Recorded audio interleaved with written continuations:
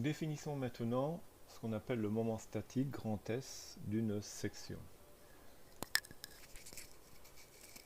Alors, le moment statique interviendra dans la définition du centre de gravité que nous verrons tout de suite après, ainsi que dans la définition de l'effort tranchant. Donc, on appelle le moment statique d'une section grand sigma, donc dr grand A qu'on vient de voir tout à l'heure.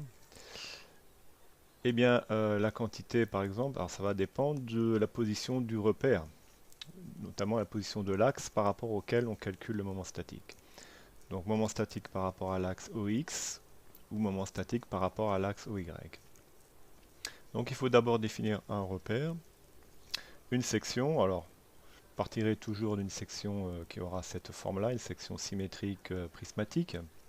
Mais ça peut très bien, on l'a vu, être une section circulaire, une section en T, une section en I, etc. Pourvu qu'elle soit symétrique.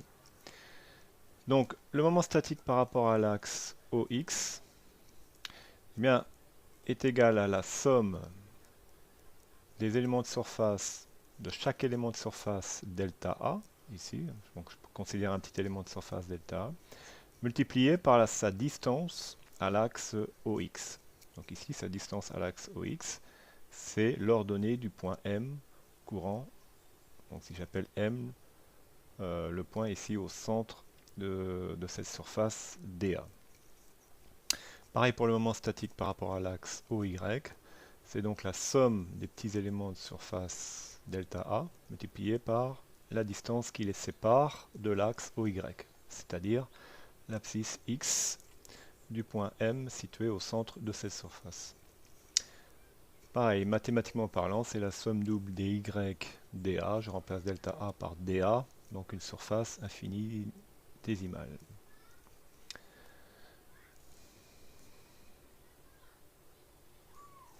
Alors prenons un premier exemple. Moment statique d'une section rectangulaire de largeur B et de hauteur H. Donc si je réécris la définition, donc calculons d'abord le moment statique par rapport à l'axe OX. Donc ce moment statique, je vais pouvoir l'écrire comme une intégrale simple, ici, de Y multiplié par l'élément de surface, ici donc de largeur B et de hauteur dy,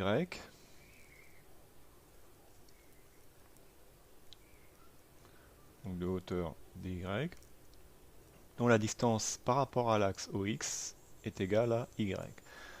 Donc la somme de y, b, dy, donc y variant ici de 0 à grand H. Donc ça, j'intègre ça, donc je peux sortir b. L'intégrale de y, c'est y carré sur 2, donc compris entre 0 et grand H, donc ça me fait bh carré sur 2. Pareil pour le moment statique par rapport à l'axe OY. Donc si je fais le même type de calcul, il suffit que j'intervertisse B et H. Donc c'est égal à grand H. Alors normalement c'était un grand B.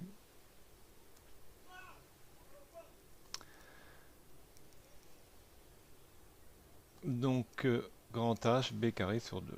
Grand H, B carré sur 2. Voilà donc l'expression du moment statique d'une surface rectangulaire par rapport à l'axe OX et par rapport à l'axe OY. Deuxième exemple,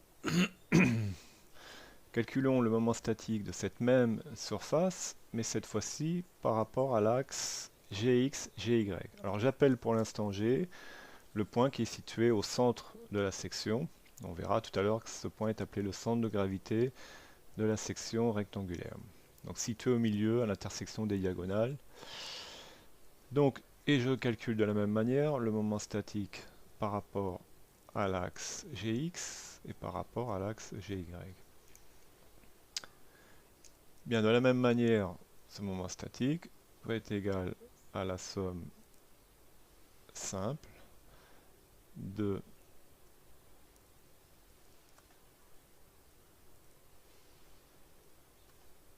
y b dy. Donc b dy étant égal à la surface élémentaire dA. Donc b dy, c'est la surface ici de la surface de ce petit élément de surface dA. Donc y cette fois-ci variant de moins h sur 2 à plus h sur 2, moins h sur 2 à plus h sur 2, c'est un grand B. Donc c'est égal à grand B, je peux sortir, intégrale de y, c'est y carré sur 2, donc compris entre moins h sur 2 et plus h sur 2. Et bien ça, c'est quelque chose qui va être nul. On fera h carré sur 4 moins h carré sur 4. De la même manière, le moment statique par rapport à l'axe Vy sera égal à 0. Donc on verra que le moment statique par rapport à ce qu'on va appeler le centre de gravité, eh bien, est nul.